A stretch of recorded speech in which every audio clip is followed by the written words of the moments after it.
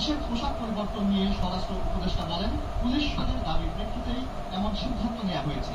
এছাড়া জ্যেষ্ঠ কর্তাদের দ্রুত বিচারের মুখোমুখি করার আশ্বাস দেন অবসরপ্রাপ্ত brigadier general M Sakhawat Hossain. আমাকে তারা নিজেরাই বলছে আমি এই পোশাক পরে এক দিনও বেরোতে চাই না। এটি নিউজ ঢাকা।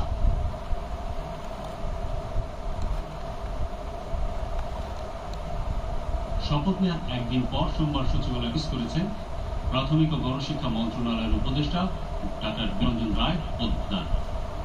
প্রাথমিক শিক্ষা সবচেয়ে ঝুঁকিপূর্ণ একটা দেশে জাতির জন্য একদম বিষয়, কারণ বাচ্চাদের শিক্ষাটা কিন্তু জীবনে যা হচ্ছে সেটা ব্যক্তিত্বের ঠিক করে দেয়।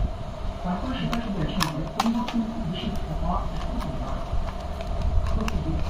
আমাদের দেশে